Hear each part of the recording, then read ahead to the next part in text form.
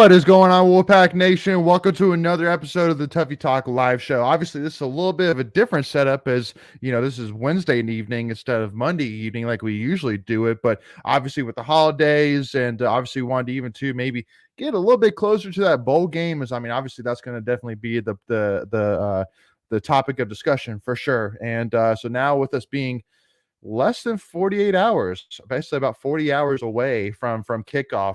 You know, what a perfect time to finally get this game going. And obviously joined today by Ryan Williams from Inside Pack Sports. What's up, Ryan? What's going on, man? Appreciate being back. Hey, man, always love having you, man. Appreciate it. And I will say, I will be 100% public right now. Obviously, a lot of people listening right now might be, or watching right now might be wondering, or, you know, waiting for, where's Macon, where's Greg, where's Mackenzie, where's Michael? But all four of them are actually busy this week with holiday stuff. And I know Greg is actually driving down right now to Charlotte for the bowl game. So, you know, they're all busy. So, I mean, I will be honest. I reached out to my man Ryan because we've had Ryan on plenty of times before, and I always love having him on. And so, you know, hey, the show goes on, right? We got to make it happen. Can't let the weekly live show go to tradition go away. So with that being said, though, got to give a shout out first of all to Great Day Tar Heel, already in the comments saying going live as we're about to kick off. Absolutely, Great Day Tar Heel. That is the point. Hey, we figured, hey, what a perfect time to go live. Then, you know, right when UNC is about to get, I mean, in my opinion, curb stomped by Oregon. But, you know, I mean, I think it's going to be a high scoring game. I wouldn't be surprised if the final score is like 60-35 or something like that. I mean, I think it's gonna blow the total out of the water. But yeah, and Oregon's got Phoenix back, so it'll be a fun game.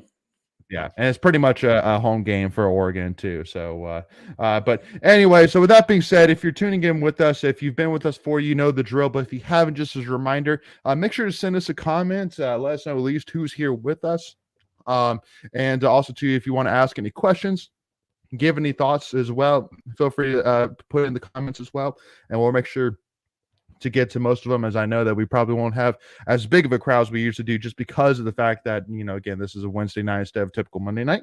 So, which is fine, which means that we will just get to every comment that we get. So, with that being said, Greg Legg is actually was actually in the comments saying let's go. So, Greg, I'm sure is tuning in, listening, hopefully not watching, as well. I know his wife typically usually likes to drive more, but we'll see about that. But anyway, Ryan, so thoughts. Obviously, NC State, number 23 versus Maryland, Friday afternoon, 12 p.m. in Bank of America Stadium in Charlotte. We actually just did our giveaway for 2 tickets, so make sure to stay tuned for that. If you're selecting, congratulations. We will do that right after we get done here. But immediate thoughts, Ryan. I mean, I think to me, this kind of sets up as a smash for NC State, just because, I mean, I know that reading some of the previews, a lot of previews are saying, well, both NC State and Maryland have been absolutely, derailed by a bunch of transfers that are leaving the program. And with Maryland, I would agree with that. With NC State, though, I'm like, a little bit, but not really, actually. I mean, we haven't really gotten, I mean, it's definitely not one of the better or worse, scenarios that you see in college football right now. Yeah, and I think it's one of those things, man. So I checked it. I'm not sure if this is like the official number of any more has been added, but I saw Maryland had like 14, 15 dudes into the portal. And now if they're starters and impact players, that's a different story. But for State, I think it's from the outsider, like analyst standpoint, you can see Leary leaving, you're like, oh crap. You can see Carter leaving, you're like, oh crap. But the reality is like, we really didn't lose our guys. Leary's been out. You're still going to have Morrison, Finley. You're going to lose Carter, but the way they rotate the receivers, I mean, you still have Jones on the one side. You're going to have Lassane on the outside. So, I mean, it doesn't really hit hard. I was looking at Maryland's roster and seeing how they're having sit out. And surprisingly, they're very similar to State, where, I mean, they're not really going to have anyone stand out or sit out. And it was funny. I was talking to one of my buddies, and like, with the new way that the college football season is and how players are, I expected a bunch of guys to sit out the bowl, like Drake, Peyton, and guys like that have a chance at the next level. But from what I'm hearing and seeing, it doesn't seem like State's going to have any dudes sitting out. Baker Williams, he just announced, he's going to the draft. I think he's sitting out. I don't think he's going to play. And he's been battling injury issues. So I don't even know if he was going to be one of those that were going to go anyway or play anyway. But as it stands, I don't see anyone really sitting out for State. So, I mean, for me, that's exciting because football in December is fun to talk about, which is why we're here. And we're going to have a full team, because I remember going down to Jacksonville when we had Pratt sit out, we had Harmon sit out, and you're like, oh my God, all of our main dudes are not here. And but then this year, you think about it, we have supposedly everyone playing, and they've had a month to get healthy, essentially. Right. So I'm like, okay, now I'm ready for football, because it's not just like a pick a player here and there to play and fill in. I mean, you're going to have your guys playing. So, I mean, it'd be exciting. Yeah. Well, and on top of it too, I mean, I think that for me, one of the most exciting things is, I think that a lot of players are really bought into. I mean, this is a big game for State, for sure. I mean, to really, kind of put the stamp, the exclamation point on the end of the season. I know obviously the season, in general hasn't gone to the high standards that a lot of fans had, including us. I mean, obviously us Tuffy Talk, we were the ones saying, 11-1, and we were like, definitely didn't quite get that. But, to end the season, I mean, I remember that with O'Brien, one of the pretty much the reason why most State fans said that he's, going to stick around is because he got to a bowl game and he beat Carolina. Yeah. Well, basically meaning that, I mean, if you beat Carolina, that makes a whole lot of things look a whole lot better. And especially the fact that we were able to beat them in their own field with a Heisman quarterback against our third or fourth string, whatever you want to look at it, quarterback. I mean, it's such a sweet ending, and it would be even more sweet on top of it to beat an old ACC foe in Maryland, who unfortunately we weren't able to send them out with the L that we were trying to give them back in 2013, but we just didn't have the boys to do that back in 2013, unfortunately. But I mean, again, I think it's going to be a packed house for NC State for sure. And the one thing as well to keep in mind is that I know Maryland is not playing with at least their top two wide receivers, if not three. And on top of it, they lost their star tight end who transferred to Alabama as well.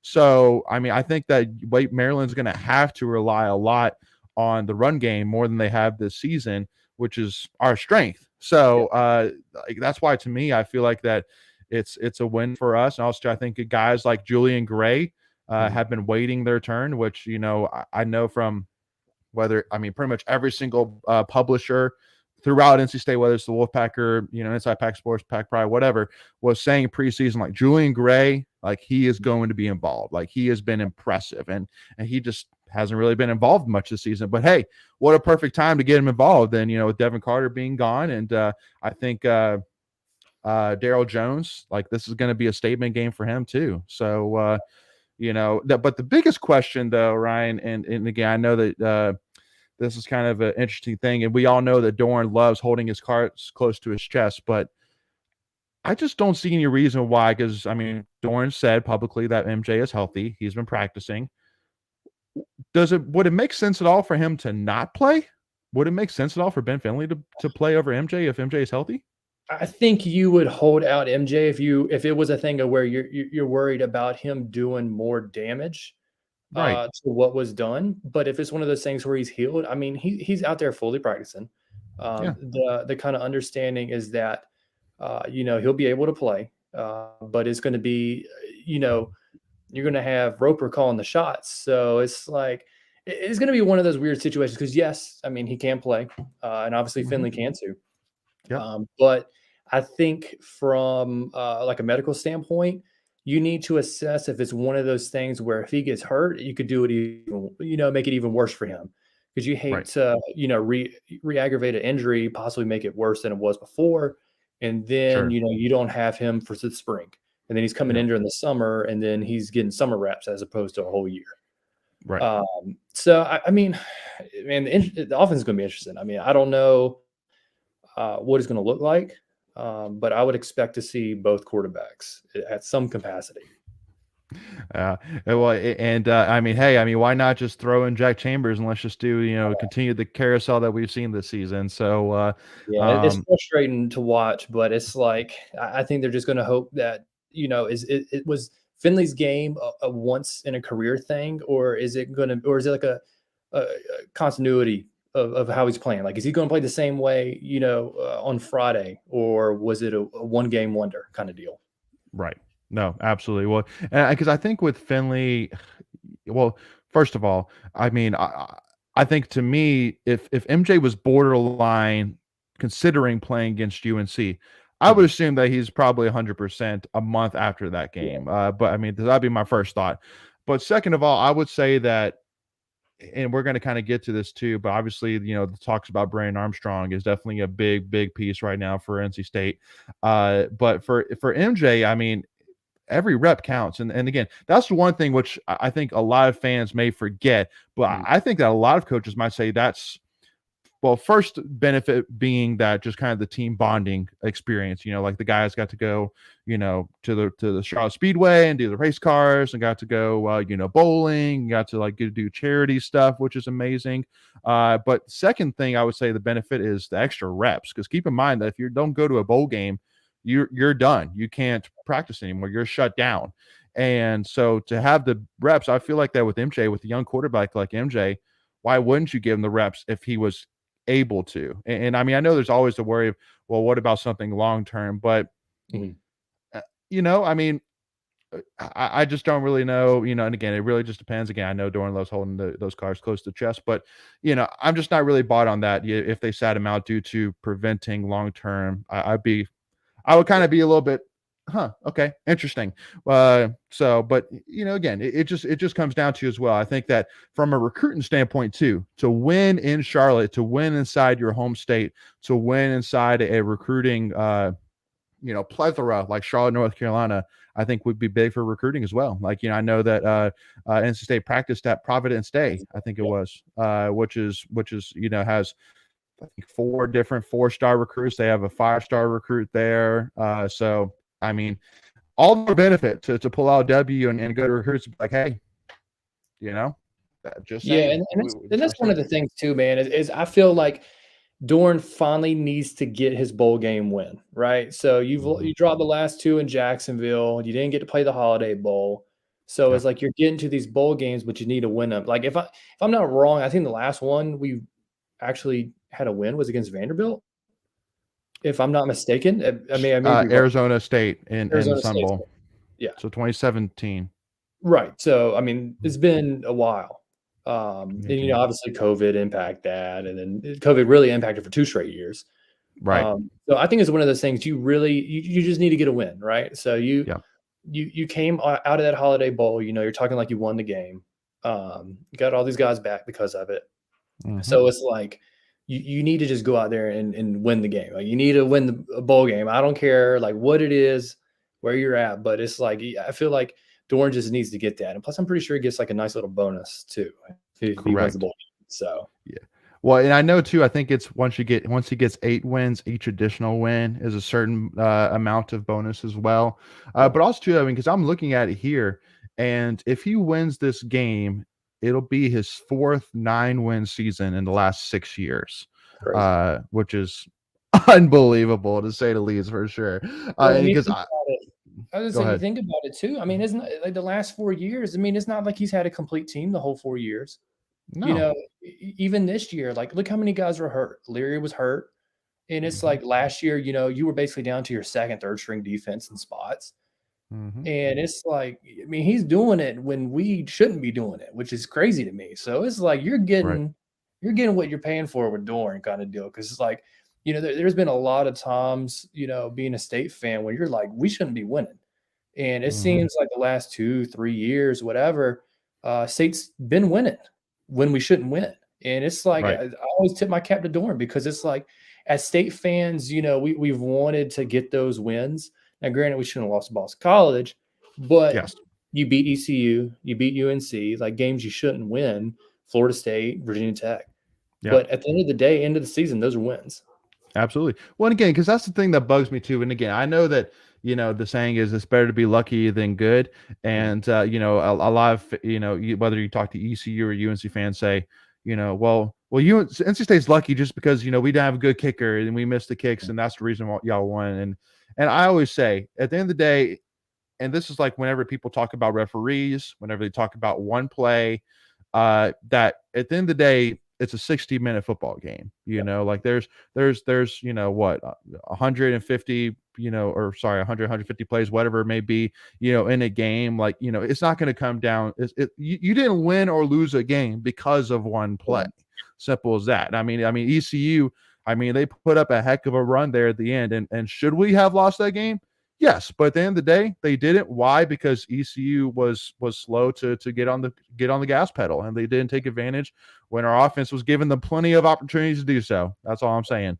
And then same thing with UNC. I mean, we came out and punched them in the mouth early, and then just really just held on for dear life all the way through the win, and just UNC just didn't take advantage. And I mean, gosh forbid, they tried everything they could. All the way to the last second of regulation to hang in there. So, which, hats off to them for that. But then I say that on that day, the better man won. I truly do say that. I think NC State deserved to win that game, and they won. So good for them. I think that, looking back at the Holiday Bowl last year, I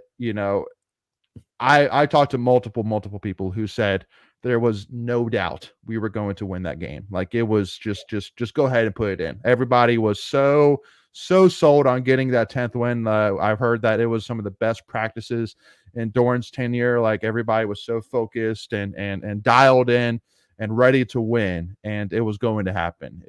And so that's why, to me, I even take it more as a win in the record books than maybe most, because I mean, there's no doubt from the people I talked to. I'm like, yeah, no, they were going to win. It was no doubt about it whatsoever. So I want to get to some of the comments here. So first of all, Squidhead 123 says bittersweet. Tyler Baker Williams is going into the draft, hoping for the best for him. And I think for this, Ryan, I mean, obviously, Tyler Baker Williams has been one, if not the best defensive back we've had over the last probably 2 or 3 seasons, honestly. I know PFF at least has absolutely loved him for sure. I think he was actually a second team All ACC last year. And I think if he was, healthy for more games this year, he probably would be, just that, if not higher this year, even as well. But I mean, a senior who's definitely had issues with injuries, had surgery during spring this past earlier this year. Do you kind of see this as more of just kind of saying hey, listen, I've put together plenty of tape. I've done well. There's definitely an injury that concern there for sure that I'm going to go and see what I can get in the NFL or whatever it may be and try and cash in a little bit. Do you kind of see that this is kind of that kind of a move here? Yeah, and I mean, too, you got to take his age into account, right? I mean, the dude's been there like what 5, 6 years. I think he came in 2017. Yeah. Yeah, he's been there a long time. So it's Yeah. like, you get to a point where you're like, oh, I'm going to keep doing this kind of deal. Like, I'm ready to go. Mhm. And I think, too, is, like you mentioned, some of the injuries, because he missed a good amount of games this year with Mhm. injury. He would try to battle through some, and then he couldn't. Mhm. So, I mean, really, it's in his best interest to do it. I mean, Yeah. obviously, I would love to have him back. I think maybe he had 1 year left. Sure. Even then, he's been there for so long. It's like it doesn't even seem like he would have that extra year kind of deal. So, and I think that's happened with a lot of these COVID guys. It's like you're giving these guys extra years, and they graduate, and then they're having to stay there an extra year with graduation, and it's just like they're like, I'm ready to go kind of deal. And it's nothing to the Yeah. players or the coaches, but at the same time, it's like you got to do what's best for you kind of deal. Right. No, absolutely. Well, and also too, I think that with the amount of defensive back talent that we do have, combined with that, we've gotten a couple even in the transfer portal as well. It's like, hey, not that we don't need you. We would love to have them for sure. But then the day, it's like, hey, listen, we're good. We're good. You're not leaving us high and dry or anything like that. Like you've done your time, you've done your work, you've done, what it takes. And so, it's time for you to get out. And so I also kind of get to why he, because so is it confirmed that he is sitting out of the bowl game? I It's not confirmed that he's sitting out. He didn't say specifically that he's sitting out, but right. if I were to be a guessing or a betting man, I would bet he's not going to play, Yeah. just because he's been dealing with injuries. Yeah. Now, of course, I may be wrong, but I do not foresee him playing. Yeah. No, I agree with you, especially too, just like you said. I mean, because it's not this is definitely a guy that has that the last thing he needs is something just to come out, that will keep him out of preparing for the NFL draft.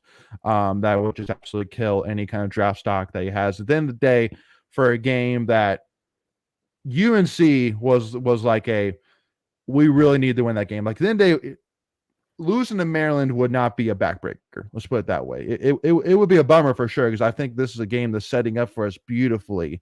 But then Yeah. it's not going to be a backbreaker like UNC, definitely would have in terms of beating UNC versus losing to UNC is a big difference, huge difference Yeah, between because those you get to two the bowl results. game and then fans wouldn't care, and then I mean, I'm not the players would care. I'm not saying that, Right? but it's No, like absolutely. from a fan standpoint, you're like, we lost to UNC. We got all these guys leaving, and Hmm. then it sucks. I mean, obviously fans are going to still support, but it would. I mean, the same thing as last year if we lost to UNC.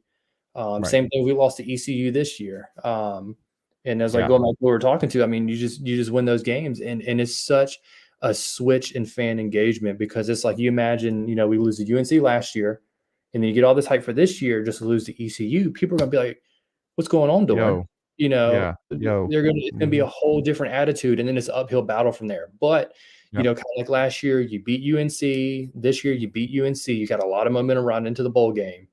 Yep. So it's like it would suck if you lose a bowl game. But if you go on and win it, then it's like the ultimate topper, right? You had a great early signing day class, a lot of exciting guys signed. Yes. You still have a young core coming back, can still Hmm. make some hits in the transfer portal. So then you just keep that momentum riding into spring ball. Yep. Absolutely. And Ben coming in here saying I got to get Tobias Palmer on the show one time. Don't worry, Ben. That is actually in the works right now, so stay tuned for that. But getting back to it too as well, let's go ahead. Also, too points out the news about Drake Thomas going to the draft, but deciding to play. Mhm. And again, this is something which again we'll definitely talk more about here. Definitely got a lot to talk about here on the show, but that's the thing I love really more than anything, being a former football equipment manager. So, I really do feel that I was a part of this team just as much as anybody else. At the end of the day, I mean, I put in stupid hours, stupid blood, sweat, and tears and into helping these guys. And because of my love for NC State, obviously, I mean, I started to, daggone YouTube channel for NC State. So obviously, my love is there for sure. But I mean, it really just comes down to, I mean, that it's a team effort, like, for sure. And so the thing which I love more than anything, honestly, is seeing how much everybody, every coach, every player has absolutely bought into this program.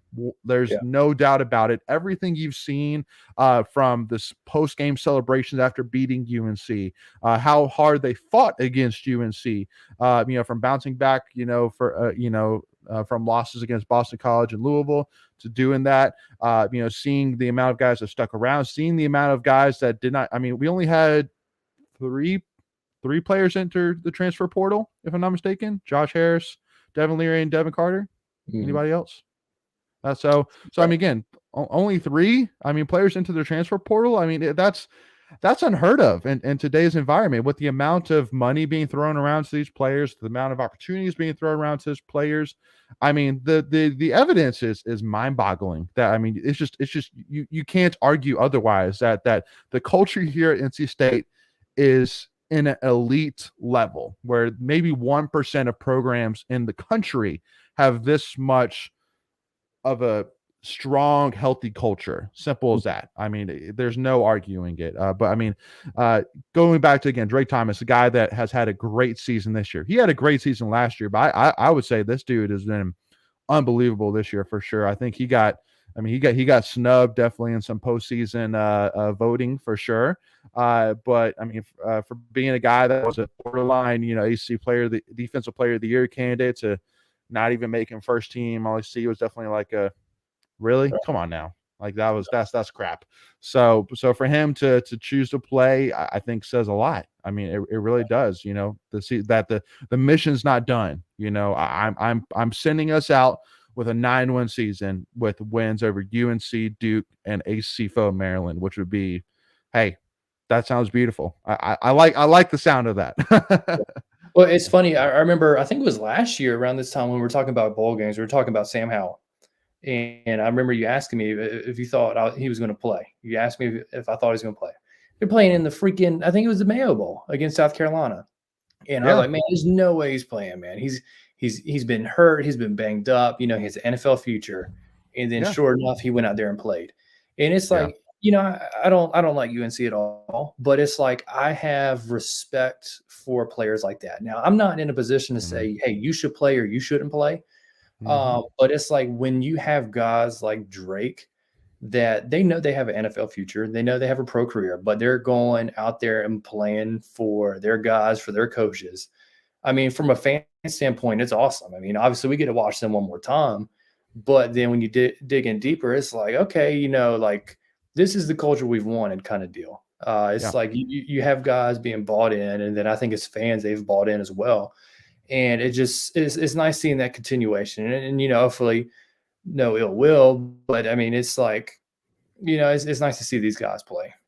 Absolutely. And Greg mentions in the comments too, reminding us that backup quarterback QB Zoe Wallace entered the transfer portal as well. So yes, thank you, Greg. That dude's got all kinds of information. He's hilarious. But anyway, so I guess that's kind of the good thing about him. Just kind of sitting there watching the cars. He can be kind of our fact checker behind us here, Ryan. So but yeah, I mean, I think for me, like, because the one thing I think about whenever I think about players sitting out of bowl games for NFL draft status, and not to point this guy out, not to have an issue with it necessarily per se, but it just worked out this way, and so now and that one person is Kelvin Harmon. because of the fact that he sat out to the Gator Bowl, to preserve his draft stats, where maybe ended up getting drafted maybe in the 7th round, if not even going as a free agent. And so after the draft, I'm basically sitting there going, we could have really used him in the bowl game. I'm just saying. I mean, I'm sure that he probably would have gotten drafted exactly where he did get drafted, whether he played or not played. So I mean, obviously, what's the saying? You can't always, hindsight's always 20/20. There we go. That's the phrase I was thinking of.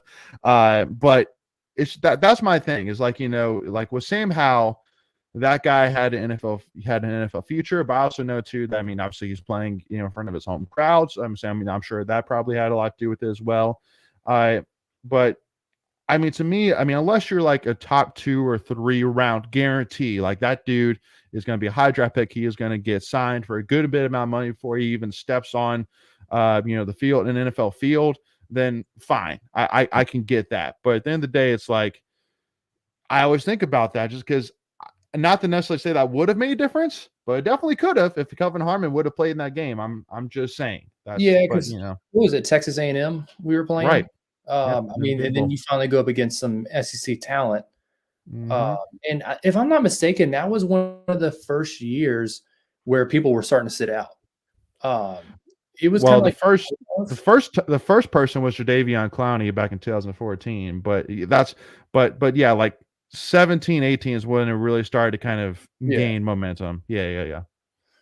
So I mean, I don't know if it was that whole kind of wave, but yeah, it's like one of those tough things, because it's like you can't tell a player what to do, and at the same time, it could have been one of those things where he went 6th, 7th round, whichever one it was, but he could have had an agent in his ear being like, "Hey, you could go 3rd, 4th round," kind of deal.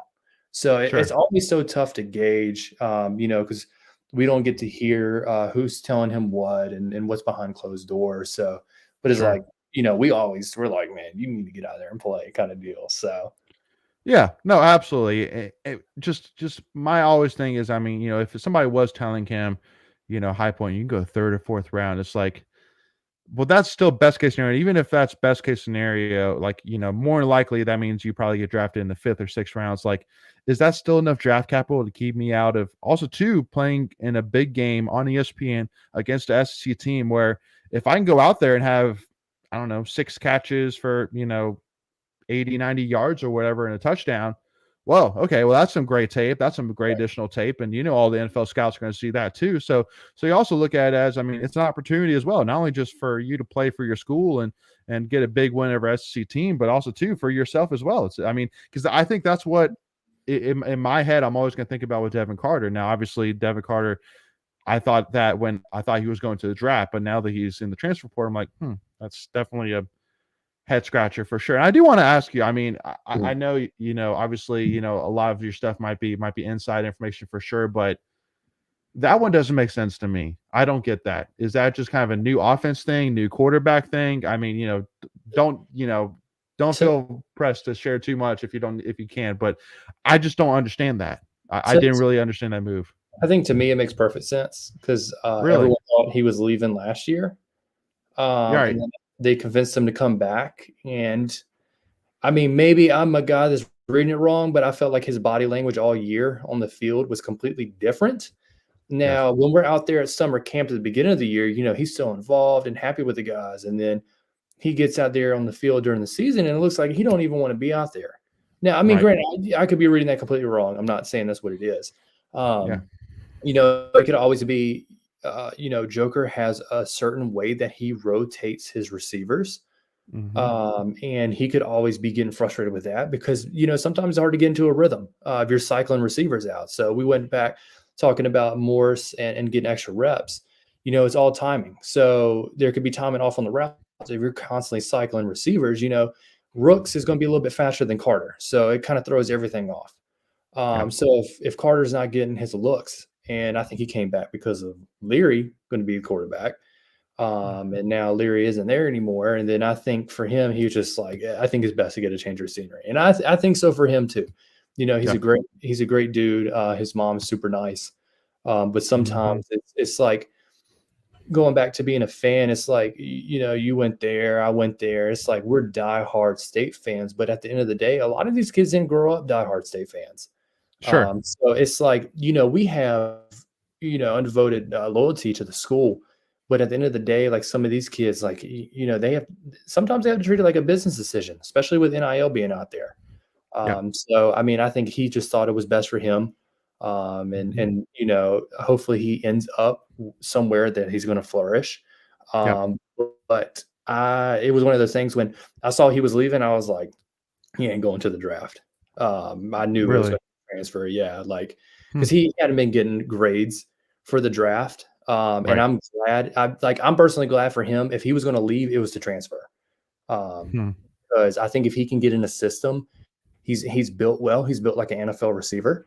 So Yep. hopefully he can find a system that'll let him be that kind of deal. Yeah.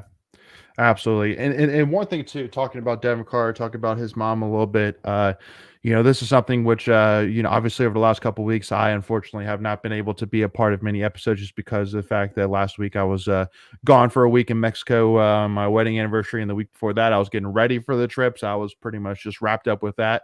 But one thing that kind of happened when the Devin Carter announcement came was there was some pushback. I know even one of our own, Mackenzie as well, made vocal about, basically giving the players opportunity to make their own announcements. And, the one thing I just wanted to kind of talk to you a little bit about it, just because I wanted to kind of get out my thoughts, but also to kind of talk to you since you do obviously have a, relationship with Inside Pack Sports. Uh, that my thoughts on obviously giving the players the ability to make announcements is it's 100% be in their hands for sure. At the end of the day, if they are want to transfer, if they are committing, whether it's high school recruits, whether it's they're going to the draft, wherever it may be, at the end of the day, it should be their ability to be the one to break the news. Simple as that. I think that's respect for sure. The one issue which I had, which is why I kind of say, well, at the end of the day, I don't really blame too much about the other contributors for kind of starting to leak out the news first about him transferring, is because of the fact that his name was literally in the transfer portal list before he made the announcement that he was transferring. So then it's just then it's public knowledge. So then it's just, well, okay, well, I'm not going to sit here because I mean, obviously, whether it's inside Pack Sports, Wolfpack, or Pack Pride, or whatever, they can't just say, well, I'm going to sit here while all these other national media tweet out that our player is transferring when it's public knowledge. It's simple as that. So that's where I kind of have the issues that like if Carter wants to make that announcement himself, it has to happen before it goes public, but I mean, once it goes public, then it's like, well, it's my job. I have to do that. I can't just sit here waiting going, are you going to make an announcement? Because, what if he doesn't make an announcement? Maybe he doesn't want to make an announcement. I don't know. And I can't, we can't pick up the phone, keep calling Devin and be like, hey, are you going to make an announcement?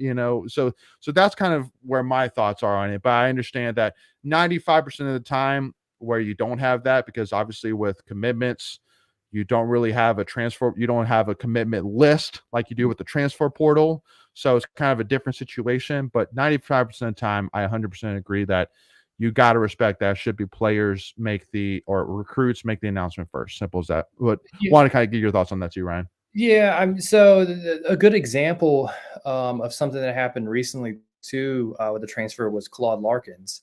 Nothing was Mm, put out about it, but then you had sites posting about him leaving, and we were trying to get confirmation on our side. We couldn't get it. Like no one knew, and I'm like, so how is this out here? And then they said he ended up withdrawing from the portal, right. but like no one could ever validate that it was confirmed. In the first place, Which right. is kind of weird. And I think a lot, I think with the Carter one, Doran came out and said he was declaring for the draft, whatever, whatever. And honest to God, I think what it was is Dorn was like, I'm not playing this game of waiting around. He was like, you're either in or you're out. And I think he got asked that question and he just answered it. He answered it truthfully. And now, Mm-hmm. obviously, I think it was one of the things where I think DC should have announced himself. Yeah. But I think it was obviously decided long before that. Yep. But Dorn basically had this motto: is like once you're in the portal, once you're gone kind of deal. Right. Which is weird for me. We know the Larkins because he came back.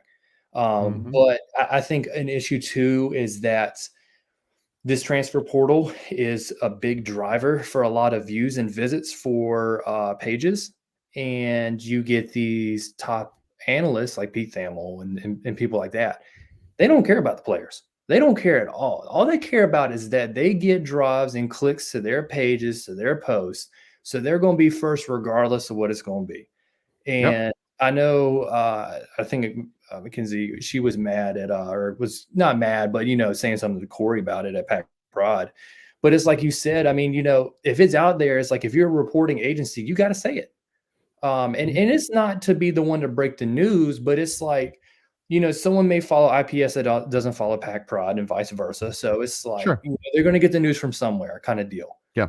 Now, if they were the first to post it without his permission, that's a different story. But yeah. I think it's like once it got out there, it is what it is. I mean, it wasn't a thing of trying to be first to it. Dorn said it first, and I think he was just like, I'm getting it out there. I'm not sitting around for your post kind of deal. Yeah.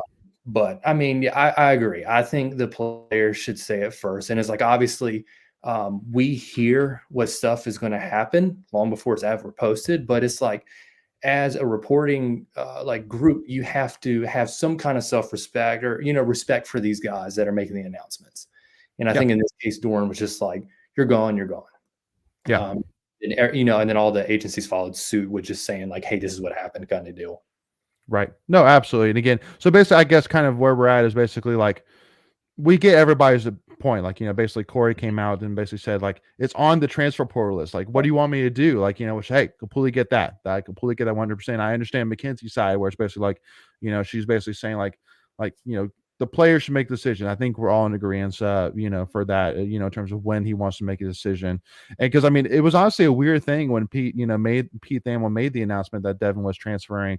And then you're basically waiting a day or two, whatever it was, for him for Devin to officially come out with his post or whatever. And it's like, it definitely kind of made it a different feel for sure when it happened that way. But it is what it is with that. But one other thing which I wanted to talk about as well is obviously talking about transfers, talking about Brennan Armstrong a little bit. I know this is definitely a big thing for me for sure, because I've been pretty hot and heavy that basically my thoughts are this with Brennan Armstrong, because I know everybody's saying, well, if we bring in Brennan Armstrong, that means MJ's leaving, right?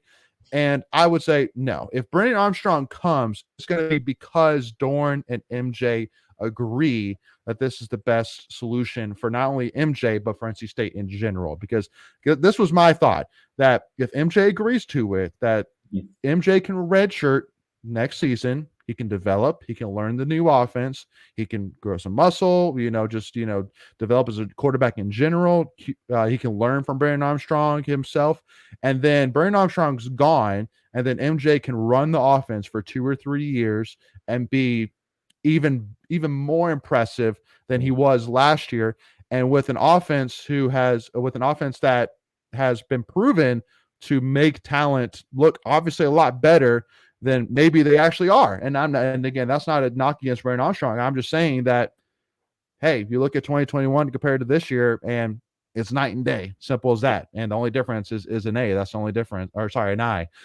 So that's kind of my thought. And so, but at the end of the day, if MJ says, I don't want to sit, I don't want to redshirt, I want to play, then Dorn's not going to say, okay, well, bye, MJ, I'm going to bring in Brennan Armstrong for one season. No, he's not going to do that, because then if he would have said that, then I think he would have fought more to hold on to Leary. Because I think that when Leary left, that pretty much showed that MJ is our future, but that doesn't necessarily mean that he has to be our future starter next year. And I say this to a lot of State fans, saying, I think that is the best case for us. If MJ can agree to it and agree to learn and develop, and let Brennan Armstrong come in next year and kill it, because he already knows that playbook inside and out without even blinking an eye. Start next year, you're going, man, like if MJ was starting quarterback next year, there's a lot of question marks. Like, well, can he pick it up? Is it going to be the best fit for him? I don't know. But if Brennan Armstrong comes in, he is going to be successful with it. He's going to kill it. So Yeah. I mean, that's yeah. the thing, man. It's like, I tweeted it too when I think it was when Leary officially left. I was like, this is the beginning of the Morris era. Hmm. And at the time that looks like the direction it was going in. Yeah. But sometimes, that's not always what it is, what it needs Hmm. to be. So Beck's leaving. There goes Morris's offense that he knows. Hmm. Then you bring in a Nye. That's the offense that Armstrong knows. Morris doesn't know it, but you're bringing in a guy that Morris can directly learn under. But it's like one of those things. It's like, to us, Morris looks completely bought in. So it's like, can you convince him to wait one more year, learn from Armstrong like he did Leary, and then he'll be your guy for 2-3 years? Hmm. Because the reality is, man, it's like, to us, he beat Virginia Tech, Wake Forest, Hmm. and it's like he looked good in the beginning against Boston College, Hmm. but at the end of the day, he's still a really raw quarterback. Really Uh, raw. yeah, so it's like, the extra year would give him a chance, but it's like, and this too, you need like 4 quarterbacks on a roster. Right. Leary's gone, Zoe Wallace is gone, Chambers is going to be gone. You're going Hmm. to have Morris and Finley. Look what happened this year. We got all the way down to our 4th string quarterback. We have 2 quarterbacks that are basically on the roster. Right. Harvey's there, but he's a walk on, so it's not like he's a Yeah. scholarship guy or he's going to come in and be like what Finley was against UNC. Yeah. Give me Brennan Armstrong any day of the week. That dude, Hmm. he's the ball. He knows the offense. You have his offensive line coach. Like, give me him. You're gonna bring Absolutely. you're bringing in Collins from Clemson. Now, I'll be interested Dude, too if they that's, can get another receiver in. I think you need to. Because to me personally, I think you need Collins on the outside, and you need to bring in another outside guy. Move Hmm. Lassane back to the slot to fill in for Thayer because I think he's more of a slot receiver than an outside guy. Yeah. Uh, so you can have him on the inside, and then the offense looks completely different. But Right. I think it's one of those tough things because it's like you're going to have to convince Morris to take a step back for another year. Yeah. But he's going to be the next man up regardless. But Yeah. you have to get a quarterback. Like Yep. it's easy to be like, I want Morris to be the guy. But regardless of how you look at it, you got to have more quarterbacks on the roster. And if I can get a dude who was basically like leading the nation in offense, who could First run, round draft pick. yeah, give me him any day of the week if you can get him. Absolutely. And again, not to, because again, that's the thing is that if I'm pitching this to MJ, I'm saying you are not losing your job. That is not what this is. This is not you saying I'm bringing in somebody else who's better than you and you are losing your job. That is not what this is. This is simply that next year will be tough for him anyway. Why? Because there's all this expectations on him. There's all these, just putting our weight saying if we are going to be successful, it is going to have to be because MJ Morris. Simple as that. We are basically saying you don't have to worry about that anymore on top of having to learn a new offense. And we're saying take a step back, learn the offense, learn from Brandon Armstrong, grow as a quarterback, grow some muscle because he definitely needs that for sure if he wants to have longevity in the ACC and then if he wants any kind of NFL career for sure. And you're going to be killing it for 2 or 3 years. You're going to kill it, and then you're going to go pro and join QBU. Like simple as that. Like that's what's going to happen. So because Lynn brings out saying that MJ is not redshirting. He has to bring in the best available to compete. The first thing I'll say to MJ too is don't stop competing either. Hey, at the end of the day, if you can somehow beat out Brandon Armstrong, hey, hats off to you. Now, I mean, obviously, Brandon Armstrong's not going to come here unless he is a starter. Right. But at the end of the day, I mean, if we know Doran well enough, we know that he's not guaranteeing anybody anything. I mean, at the end of the day, I mean, he say, hey, yeah, I mean, you're going to come here and you're going to be a starting quarterback. But at the end of the day, hey, if MJ Morris turns out to be the better guy, or if he turns out to be just as good as Brandon Armstrong, but 3 years younger, of course he's going to go with MJ. But just like you said, he's very raw. He's learning new offense. So more than likely, that's not going to happen. But again, it all comes down to if MJ agrees to it. I think Brandon Armstrong wants to come. I don't think there's a doubt in my mind, Brandon Armstrong, because why would he want to go to somebody else? Why, and when he has an opportunity to come and play under an eye who he was a first round draft pick with, like, Yeah. if in my opinion, why wouldn't Brandon Armstrong want to come? Yeah, and I think it's gonna, to me, like, I think it's one of those things where I think what would keep Armstrong from coming is if he doesn't think he has the receivers. If he doesn't feel like he has the options to pass the ball around to get to the next level, I think that could be the part that holds him back. Which is why I could see us going after someone else in the transfer portal at the receiver. Yes. Because it's like, to us, we think, Collins is going to be great, and then we have Gray, Timmons, Smith, but it's like, I feel like you need to get another dynamic guy on the outside to kind of just seal the deal with him. I mean, especially since Dorn, I mean, there's no doubt Dorn has some kind of magic juice when it comes to transfer portal, because everybody he's brought in from the beginning of transfer portal times, he's killed with. Going back to Corey Durden, going, to Cyrus Fagan this year. Yeah, exactly. I mean, he every single guy he brings in is like, dude, that was a great pickup. So, and there's so many options out there. Like, that's the thing. I mean, this is by far the biggest transfer portal class there ever has been, and there's lots of options. Go get one. Hey, if they're sitting there ready, why not bring them in? I mean, do anything to get Gaston from Syracuse. Now, I dude, haven't heard anything about it, but God, I would love to have him. That dude is a beast. Well, and again, it just goes back to, I mean, I honestly feel for Syracuse, because I think like Dino Babers, he's once again the same spot he was almost back in 2018, where he had a really great season.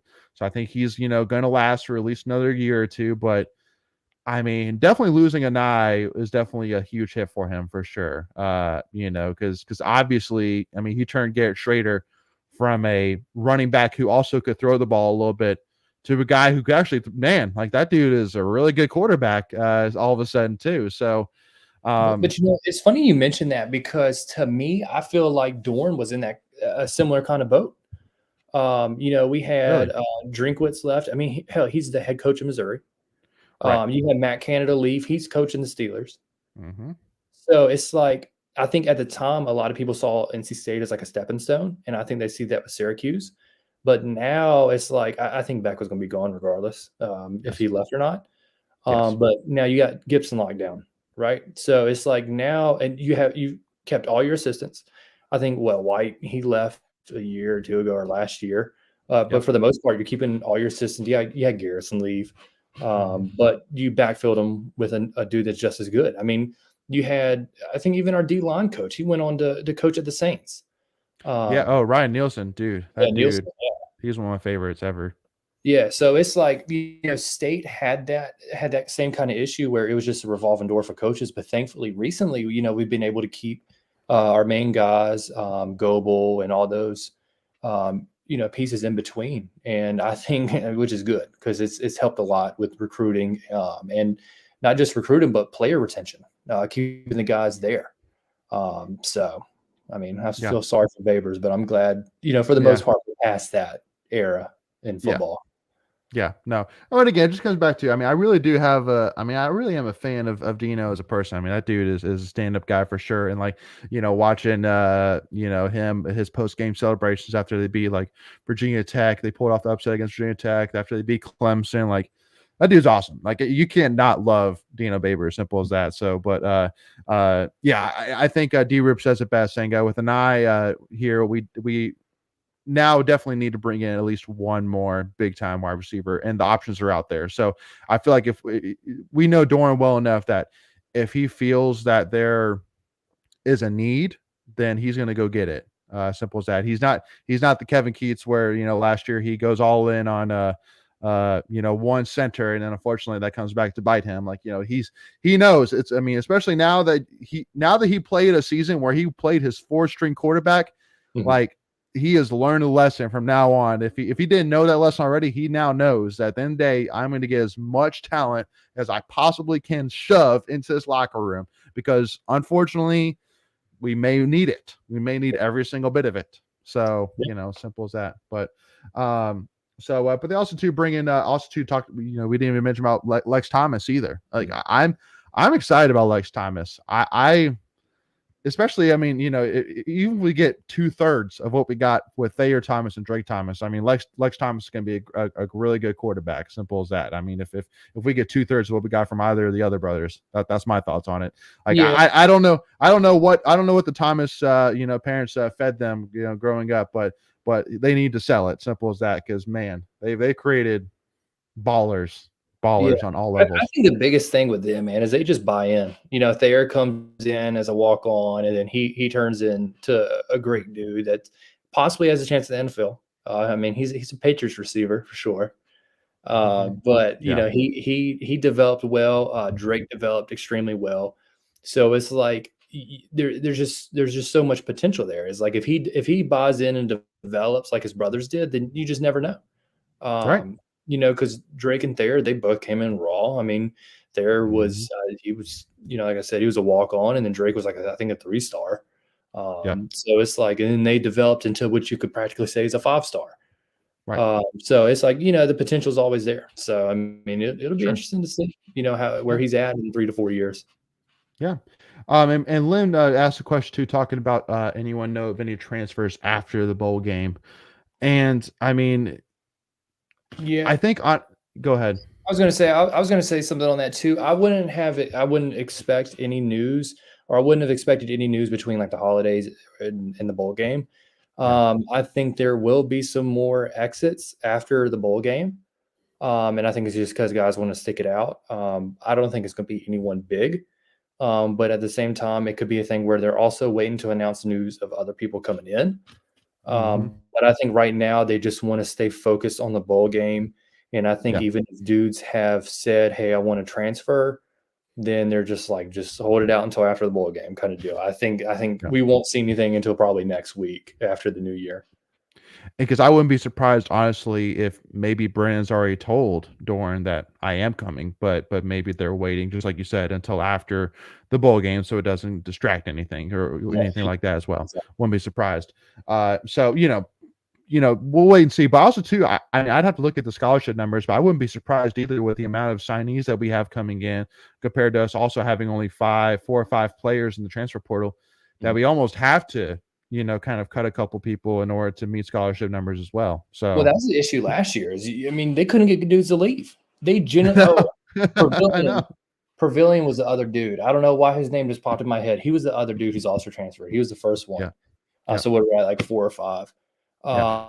But they couldn't get dudes to leave last year. And that's why Mhm. they couldn't take full advantage of the transfer portal. They took a smaller than usual class. So then, everyone saw, oh, state's recruiting class is what, 9th or 10th in the ACC, but you didn't have the numbers because you had all Right. the COVID guys still there. Right. And so that's the thing, is like you got to take now the recruiting classes with a grain of salt, the rankings, because I can get, if I have 25 scholarships, I can take 15 guys out of high school, but I can take 10 transfers. Right. Whereas the transfers, they're ready to go right away, at least in most cases. So I mean, I don't think it'll be as much as the issue this year with scholarships, because you are going to have like a bunch of dudes leaving. Like Pitts has to leave, Engel has to leave, Fagan has to leave. Whereas last year they should have left, but they all got to come back because of COVID kind of deal. Right. So Right. Yep.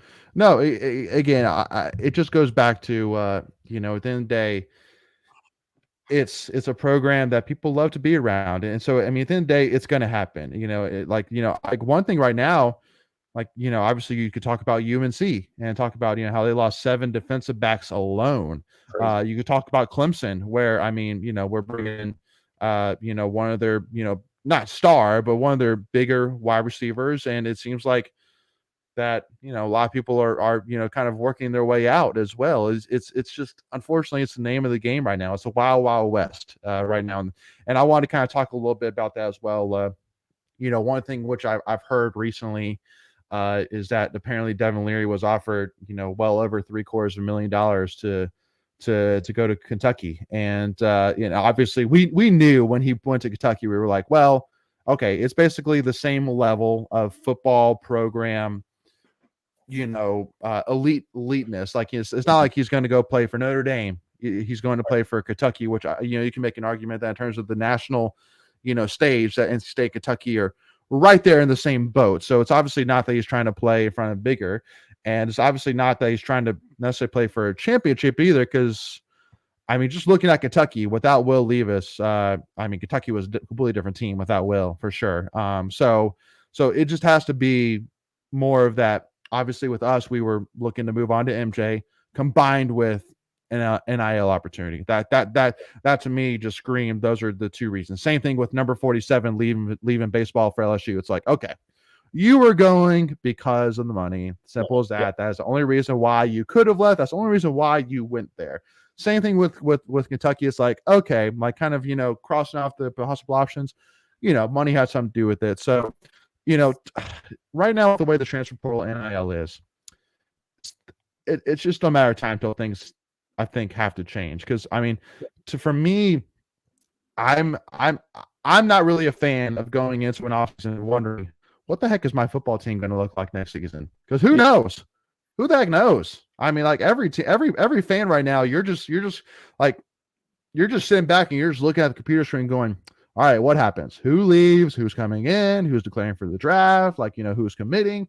I mean, you had one recruit who picked Oregon, Oklahoma, and somebody else with they committed to 3 different teams in 2 days. Yep. And so I mean, it's craziness right now. It's bonkers. It Yeah, can't last, in my opinion. Yeah, I mean, the issue is there's little to no regulations. I mean, obviously there are some rules in place, but we were going back and when we were talking about Harmon, where you have guys like in his ear being like, "Hey, you're a third, fourth, fifth round pick." I think what is going on is you got dudes in these players' ears like, "Hey, you could get more money elsewhere. Why don't you go out there and look? Here's your quote unquote NIL value based off of on 3 or whatever the crap it is. Why don't you go out there and look what's out there?" So here's the issue. You get guys that are leaving perfect situations where they could possibly make it to the league where they're at, but they look out, they get people in their ear like, "Hey, you could make more money elsewhere." So then they go into the portal, and then sometimes that opportunity doesn't always come. Right. Or they settle, they get that money, and then they're in a crappy situation. And Mm-hmm. I mean, I wouldn't wish that on anyone, but that's gonna be Never. the reality for a lot of these kids in NIL. Is like you may still get that NIL money, but then you lose your chance at making it to the next level because you could fall behind. Whereas, Yep. you've been out of school for 3, 4 years, whatever it may be. You have the coaches on your side. You could possibly be a starter with a direct route to the NFL or whatever. And then you go and you think, oh, I can transfer to a bigger school like LSU, Alabama. I can get national recognition. And then you fall down the depth chart and you're like, holy crap, I lost out on a big opportunity because someone said I could make more money here. Yeah. Well, and like Patrick Hall brings up Josh Harris, and why did he leave? And that's honestly because I know Tom Lavolsi, kind of put out a tweet basically saying that, that he thinks that there was an agent that, the agents, are a big thing now, saying, and maybe somebody was getting Josh saying, hey, listen, you could go to, who did he go to? Oregon? Ole Miss. Yeah. Like, maybe like, you can go to Ole Miss and you can make a killer amount of money. But I mean, with CJ Clark leaving after the season, I mean, it was pretty much set up that he was going to be, Clark could be back. I think Clark's going to be the starter. I think Oh, it was a two-way street. I think Josh could have been told like, "Hey, Clark's going to be our dude," and I think he should be. I mean, Harris was good, but if you let me choose between him and Clark, it's going to be Clark. And if I'm not, I know Harris has one baby. I'm not sure if he has a second one on the way. I don't know if I remember that correctly. So I mean, to him, I mean, money is huge. I mean, it was the same thing with Durden. I mean, Durden has a baby. I can't remember if he has 2 or not, but I mean, like when it comes to those kids, I mean, it's a big thing. And it's like, I was telling you earlier, we work directly with a lot of the NIL stuff and like getting to hear these dudes, stories, their life stories. I mean, they don't always come up from great surroundings, great households. So it's easy to be enticed by a lot of money. It's because like, when you get older, you hear a sort of, a total of money. And you're like, okay, that's a good amount. But it's like when you go back and think when you're 18, 19, 20, $25,000, $50,000, you're like, oh my God, that's a lot of money. Yeah. And then at that point, it becomes bigger than the game. And I think that's Mm-hmm. what's happening to a lot of kids. And it's like with Josh, I hope it works out, because I mean the dude has a family and everything. I would love to see him stay at state. Mm-hmm. But what you mentioned with Tom, I think you got a lot of dudes in these ears, because the thing is, agents don't care about the kids, Nope. because if those kids go, that agent is getting paid. Mm-hmm. So I mean, and it's horrible, because it's just taking advantage of a situation. But What unfortunately, they're involved. So Well, and again, unfortunately, these are young adults. They're yeah, borderline kids. Depending on what athlete you're talking about. And again, so you're taking advantage. I mean, like I was talking to. So again, one of my best friends of mine is Deshaun Middleton, former in-state defensive tackle. We talk all the time. He was in my wedding. I love that dude. And I mean, he tells me like it is, like from an athlete perspective. And the thing which I was talking to him about, because the one example always comes to my head, is the quarterback committed to Miami that is going to be making over $1 million per year at Miami in money.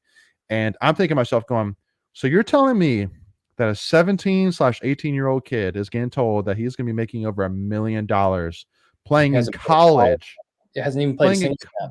he hasn't had played a single snap, but he's literally like when I was a senior in high school. I mean, I was just trying to get into NC State. Like, I Yeah. I barely knew how to write a check, for a checkbook. And this guy is getting told you're going to make seven figures, make playing in college without even playing a single snap. Like that to me, I feel like is a problem more of just because one of the biggest issues in today's environment is, issues with parents, with referees and parents putting pressures on kids. Well, now that 8-year-old kid who's playing Pop Warner, you're telling that kid, hey, within 10 years, you could be making seven figures playing college football. So now, yeah, now it makes sense why I'm going to put a little bit more pressure on you, because 10 years is not a long time. And so I need to put more pressure on you now because I need you to get to that level. But, it's just like it used to be, just do what it takes to get to the league. Mhm. Now it's do what it takes to get to college. Because I mean, forget the academics. Forget the academics. You could be making money. Forget scholarships. You could be making do re mi. Simple as that. That's my thing. I think that the way this is right now really pushes away the importance of academics. Mhm. Pushes away the importance of loyalty. It pushes away the importance of commitment. Like when you say I commit, that means nothing now. That means squad douche now. That means Well, just look at nothing. Cooley. I mean, Yeah. Cooley was committed to state, and then the same kind of situation. Maryland scoops in and is like, "Hey, dude, I can promise Hey. you this," Yeah. and he flips. I mean, granted, we all saw it coming. Everyone kind of knew it was coming leading up to it. Yeah. But that's the thing, is like, I didn't trust that any guy was going to sign until I saw it on early signing day that they had signed on the paper. Yep. Because you talked about the dude who committed 3 different times in 2 days. Like, it doesn't mean anything anymore. And I think Squad the douche. issue is too, is you talked about parents. I think parents are starting to get involved too with kids, because they're like, "Hey, you're going to pay him. How about we get some of it too?" Right? So I think it was the Georgia quarterback. He's transferred 4 times now. I can't remember his name. JT Barrett. JT Jarrett. No, no, no. Not It, it JT was Jarrett. it was something like that. I can't even think of his name, He's at but West Virginia, but he went from USC it to Georgia was JT to West Daniels. Virginia.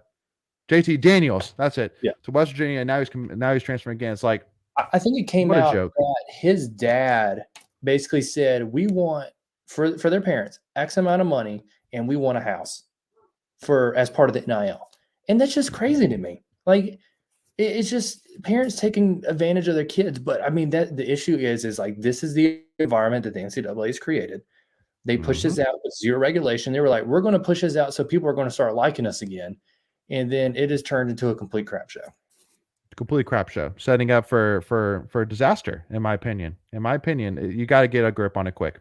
Yeah. So real quick, kind of wrap up, because I want to I know we kind of already gone over a little bit of time, but I know you being a big basketball guy, I can't not have you on at least talk like 5 minutes of basketball. Yeah. But give me a quick score prediction for Maryland, Ryan. What do you got? For Maryland, oh my God, you can't do that to me. 27-20. That's see, I was thinking like around. I was thinking around like the high 40s, low 50s total score. So I'm thinking like 28-21 Yeah, if I would be think my it'll be in prediction. there. I mean, the thing is like, State has a good defense. Mhm. Maryland has a fairly good offense. State has a bad offense. Maryland has a bad defense. So, But also too, I think that the pieces that Maryland has lost plays right. beautifully in NC State's favor. So that's my other thing as well. And on Just top of it too, Louisville game. say again. Can't recreate the Louisville game where they ran all over you. No, can't do that. Yeah, that was a me being there in person. That was a head scratcher for Yeah. sure. So, but yeah. So talking a little bit about men's basketball. Yeah. So, what a weird start so far. Again, obviously, you see the potential. God, Yep. you see the potential. I mean, dude, to Quavian Smith, like if there was any maybe he might come back a third year. No, no, no, no, no, no, no, no, no, no, no, no, no. That dude is going pro. He has done everything that I'm sure every single scout has asked of him in terms of being more of a playmaker, getting other guys involved. He actually leads the ACC in the assists per game right now. Top of being, a scorer as he is. I think that sometimes, obviously, Big T gets in his own way a little bit, where he's still trying to shoot himself out of games. But obviously, the Louisville game was definitely went from oh God. Oh Yeah. God.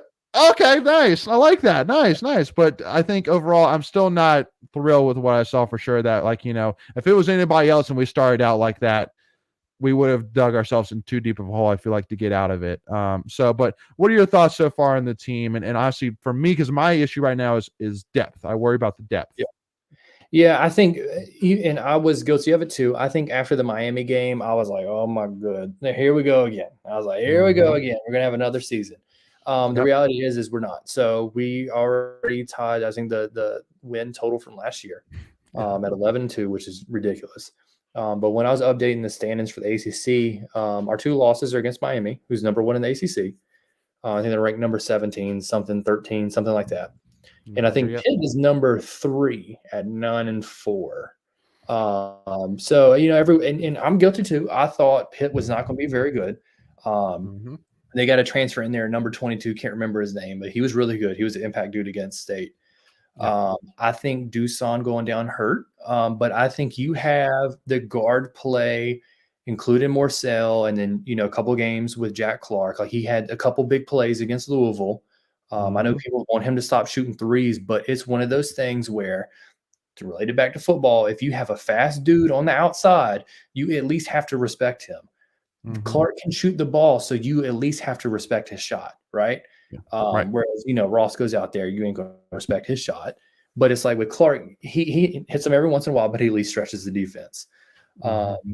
I think Pack Basketball's post with Miranda, the first picture was Miranda. I would say that's a very good hunch that he's going to be playing against Yeah. Clemson. Now, he probably won't start.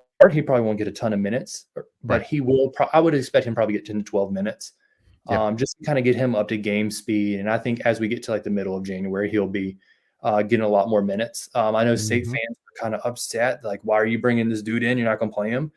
The thing is like, physicality in college is different than high school, and the game speed of college is a lot different than high school. Yes. People may have their opinions about Duana, but at least he knows the game speed. Now, it may be a foul machine, whatever. He has his plays, but you just can't throw Miranda into the fire like that. No. But I think the good thing is we've been getting a lot more minutes from Burns than we expected. He's been fairly okay with foul trouble. He's had his games here and there where he's been in foul trouble. But I think Louisville, he played for the majority of the game, if I'm not mistaken. I think the team's fine. I think LJ Thomas has come around pretty well. I think the Yeah. biggest key, you got to start getting some kind of scoring from Pass and Ross. Yes. They come into the game and you're not getting much. Yeah. It's What's going really, on there? There's Ross. Golly. yeah. That's Yeah. yeah. Yeah. I think he's being forced into a role that's not him. I Mm-hmm. think he's playing more as like a hybrid like Clark when he should be just a 4. But he Mm-hmm. can't be a stretch 4 because he can't really shoot. So it's like you solely need him to be out there to get blocks, rebounds, and set screens. But it's like to him, he wants to make plays. Right. So I think he's stuck in kind of a weird spot. And I think Adam Miranda would kind of, help, divvy out the minutes a little bit. But I still think the biggest thing has been bench scoring because you can't just rely on your starters to get everything. Because you saw what Right. happened when Joyner and Clark went 0 of 20, 0 of 27, whatever it was against Pitt. I mean, you got to have something else. But I mean, I think they'll be fine. They'll Yeah. probably get 2022 wins, which is good. And that's including Yeah. the tournament. And I think they'll make the tournament, assuming people stay healthy. Yeah. Hopefully Mahorchik can come back. Hmm. It's possible, believe it or Yeah. not. So we'll see. I mean, there's nothing official on that. Well, Um, yeah. Well, because my thing too, and because like when I saw indefinitely, I pretty much took that as okay, he's out. Because I mean, for me, if he had a real chance of coming back, they would have said he's going to be out 2 to 3 months or something like that. But yeah. the fact they used the word indefinitely told me not good things. But again, that just means for an unset amount of time. So which I get that as well. Yeah, and I think Um, it's the nature of the injury. He had, I think it was basically the exact same injury at Utah, and he around the mhm. exact same time of the year, and he came back middle of January. So, I mean, depending on how he's healing, I think he was able to like really start the rehab process this week. Yeah. So depending on how that goes, I mean, it's possible he could be back, Yeah. late January, early February. Now, the two things which I want to kind of talk about before we wrap this up here, Ryan, is so first of all, after the Miami game, the one biggest issue I had was, believe it or not, actually the coaching late in the game, just Yep. because of the fact that that last couple minutes was like I would have rather stuck a knife in my eyeballs than to watch that, because I literally was like, we have no idea what we're doing. We have Yeah. zero clue what the heck is going on right now. We have no idea. Wait, so like this is a basketball. Like that's basically what it looked like. And I'm not even over exaggerating it. Like, you're being dramatic. No, that is literally what it looked like. Simple as that. I mean, the fact that Big T missed all 3 free throws, even on top of it, Oh, it's like we man. didn't know Yeah. what we were doing, and we daggone sure weren't playing like we knew what we were doing either. So Yeah. it just goes back to, like, again, Keats, you're not helping the K's, man. Don't do this, man. Like, I want you to be successful. Like, I want more than anything for Keats to make the tournament and prove the haters wrong. But I look at that and I go, man, that is not a good look. That is not a good look Yeah. whatsoever. Man, I think is a thing too, and I think you see it in Terquavian's demeanor when it comes to shooting. I think Keats has a lot of trust in his guys. So Yes. when Smith is off, people are like, "Oh, take Smith out of the game." But like, I mean, like from a basketball standpoint, shoot or shoot, and that's the only way they're going to get out of being cold is to make shots. Um, and I think Keats has that same kind of demeanor about his team. Is like, look, I trust you guys to get out of your slump. Sometimes it happens, sometimes it doesn't. I will say the one time this season so far that's really bothered me, and it's hindsight 2020, we were talking about earlier, was in the Pitt game. I think Smith had 4 fouls. He went Mm-hmm. out at like the 8, 7, 6 minute mark, something like that. We Yep. went on a run to cut it to like 6 or 7 points. And instead of bringing Smith in, he continued to sit him. And we cut it down to 5, 6, whatever it was, with 4 or 5 minutes left. Smith sat until 2 minutes. By the time 2 minutes came in, game over. Yeah. That was like the biggest issue I've had so far this year coaching. Mm-hmm. I think offensive wise, the offense has been a lot better. Now, granted, you had games like Pitt where we just missed everything. That's not on Keats. I don't care. Like I like Keats. He's a great dude. I want him to win. And I've had my fair shares of being upset with him. Mm-hmm. But that Pitt game is not one to be upset because dudes were just missing open shots. I mean, Keats can't go out there and make it. He can't shoot the ball and make it. He can Yeah. only get his dudes in positions, which is Mm-hmm. why we always rag on offensive coordinators, because you got to get your dudes in positions. Right. But at the end of the day, it comes down to players executing when you get them into open positions. Mm-hmm. But yeah, I mean, all this talk will mean nothing if we go out and lose to Clemson, go out and lose to Duke. But those Mm-hmm. are 2 games that I think we could win, and I think it would be good momentum Yeah. heading into the deep stretch of the ACC. Yeah. So I think it'd be a good game for state fans to go to, because it's right after the bowl game. It's 4:30 on Friday, Yeah. right after the bowl game, and I think Clemson's 45 minutes to an hour away, if that, from Yeah. Charlotte. So That's a good point. That's a good yeah, point. Yeah. No, and again, I think that it's vital that Keats gets some momentum, not only just for his team, but also too even from the fan base as well. Like, just you kind of had a little bit of juice going, from the invitational, obviously beating Butler, beating Davidson. Rutgers. Yeah, Davidson. yeah, yeah. And Dean Davidson, that's what it is. Dean Davidson, playing hand in hand with Kansas, but then you lose, to Pitt, and then you lose to Miami. So then it's like, okay, maybe not so much, but I think just getting that juice. But really, when it all comes down to it, Ryan, because I know that, whenever somebody talks about, letting go of Keats, the one glaring thing that always gets brought up is the contract. Mhm. And, obviously the fact that, there's still a good bit amount of money left on his contract that we would have to pay out to him. But I want to kind of ask you this. First of all, do you think that that is an option for Boo this year to let go of Keats if it gets to a certain point? And then B, is there a line in your head? Like for me, it's basically, I need you to make the tournament. I Yeah. think that we should be looking way past having a goal of making the NCAA tournament. Like to me, the NCAA tournament should be a byproduct, not a goal for a program with the history and the money and tradition that it does. Simple as that. But I mean, so I know that's kind of a loaded question, Ryan, but I just don't see if we don't make the tournament, I just can't wrap my head around like being like, okay, maybe next year when you have young guys like Hubert Davis and John Shire now starting to gain momentum. Like if he's not Yeah. a guy, we just got to bite the bullet at some point. You know what I mean? Yeah, and I think it's one of those things like you were mentioning is like you don't make the tournament. Like if State were to lose first round of the ACC, you miss out on the tournament because the thing is like they put together this roster. Like Keats puts his roster together to win now, and if you Mhm. don't win now, and I think we have good guys, Yeah. then it's like, okay, I think Keats is the issue kind of deal. Yeah. And I know for a fact, just from the things I've heard in the interactions is that Keats has completely changed his demeanor in coaching, which is good. I don't know. I think we talked about this before, and Doran has done the same thing. And Doran, changed his demeanor, and then the football program completely switched. Mhm. And Keats has done it this year. But it's like at some point you got to win. You put this team together to win. Yep. But at the same time, I think it's one of the hardest coaching tenures to critique or criticize because there's so many things that have happened in his time that wouldn't normally happen with other coaches. Being Amen. under investigation for what 2, 3, 4 years. Yep. You've had guys like LeCue, Hall, Dillingham all decommit or go to the NBA. Yep. You had Sadiq Bey, who's been killing it in the NBA. He left. Mhm. We had that dude from Kentucky, Killia Jones, who just sat on the Yeah. bench, didn't even play. Then he went overseas. Yep. Um, And then you had like COVID. yeah, and it's like so it's like and we could have made the tournament or we should have made the tournament where that COVID year happened because I think we had Mhm. like 2021 wins, something like that. And So we got screwed out of, and you could argue if we did, but my opinion, we got screwed out of, going to NIT instead of, when I think we should have made the tournament. So, back in 2018 or whatever it was. So yeah, it was when we played Northern Iowa or something like that, right? yeah, you got Like it. the second game.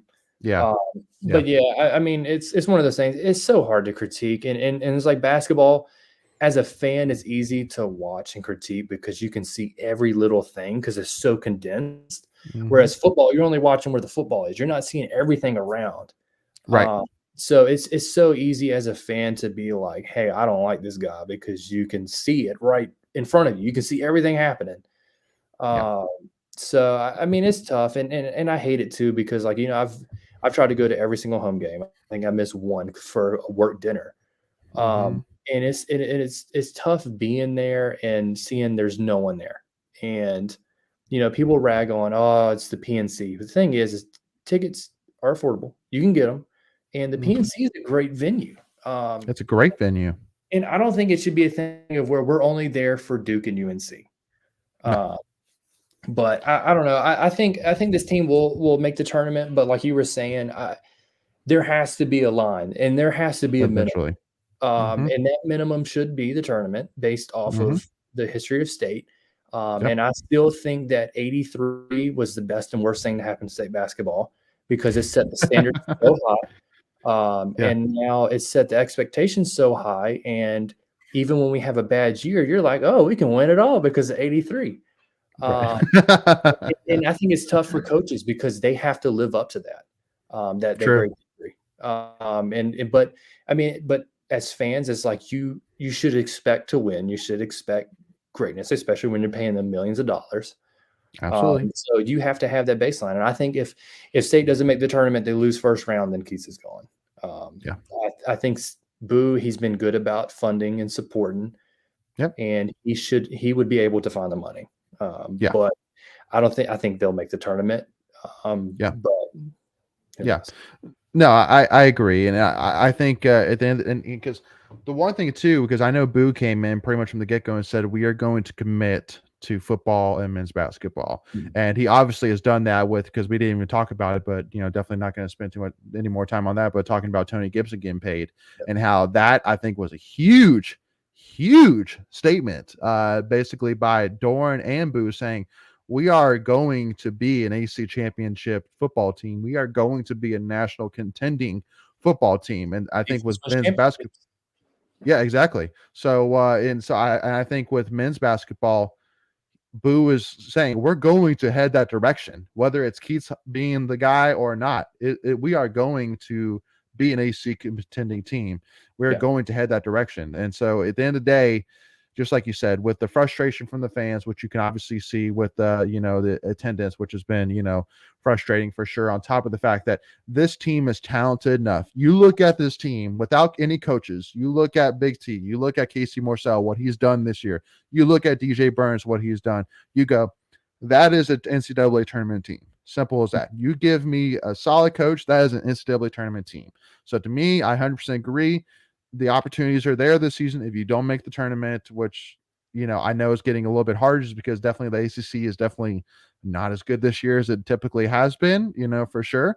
But at the end of the day, you got to find a way to make it happen. You need to find a way to get a couple big wins, at home or on the road, whatever it may be in the ACC, or else we need to move on. As simple as that. At some point, you have to just bite the bullet and realize at the end of the day, we have a young Hubert Davis and a young John Shire who are rebuilding. So at the end of the day, if we have to rebuild with them with with a young coach of our own, then so be it. That's what we got to do.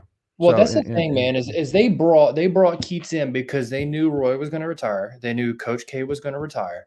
right. And Wake Forest, they're just out there, so they're not really involved in the triangle. Yeah, no. But No. they brought Keats in because he was supposed to be the guy when Roy and Coach K Take retired. over. Right. Yeah. And Right.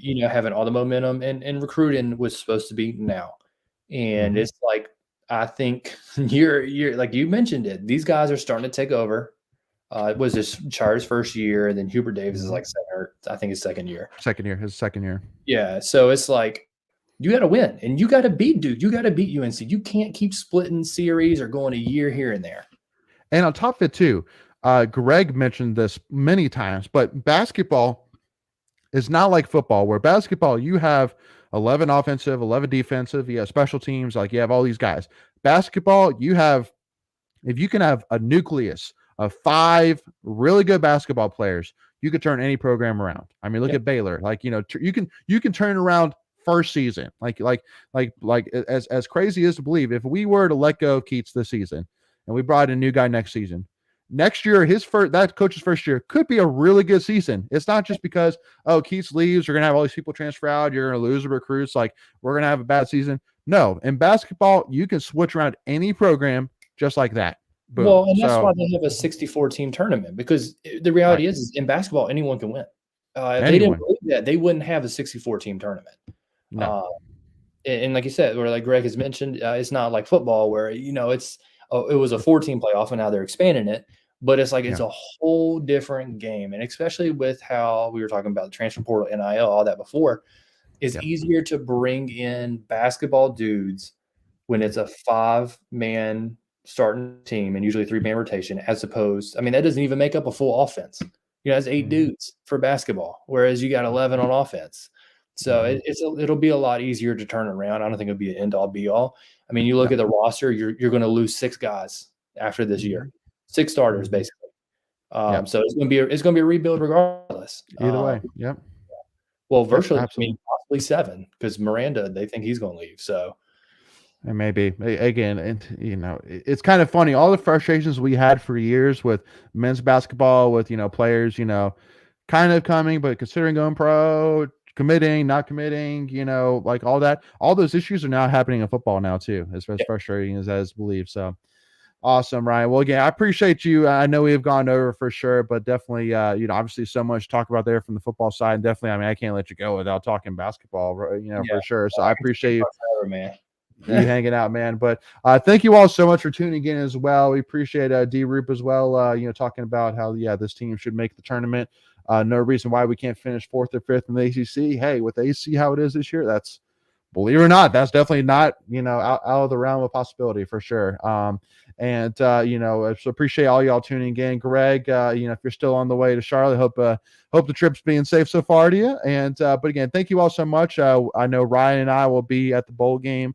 I'm headed down tomorrow night, so if I run into you, if you guys see me, make sure to stop me and say hey. We'd love to chat with you. Say hey, and same thing with Ryan as well. And thank you all so much again for tuning in. And just a reminder, if you haven't already, again, hit that subscribe button, hit that notification bell. And also, too, if you haven't checked out our two-parter with Shaheen Battle has gone live this evening. So if you've not checked out both those episodes yet, make sure to do that right now before you even log off, or even tomorrow. Make sure to check that out first and foremost. Ryan, what's going on with the IPSI, my man? Anything you need to plug? You want to plug in here? Or what's going on with IPSI? Yeah, we recently just rolled out a varsity level on our website. It's basically like first to the information kind of deal. So it's basically all the things that would have gotten posted once it was actually verified, but now it's like even stuff that is rumored. So you could get a day or two early to it, which is pretty cool. And we're still rolling out the Elite Plus stuff to help lead direct or fund NIL. And if you haven't, I suggest supporting the NIL collective at State with the Pack of Wolves. They do great things. They've made great strides in supporting our student athletes. And we actually had a feature, I was mentioning with Leighton, with Casey Morcell, where we helped him out, and it was part of Pack of Wolves and working out with them. So it's definitely something worth checking out.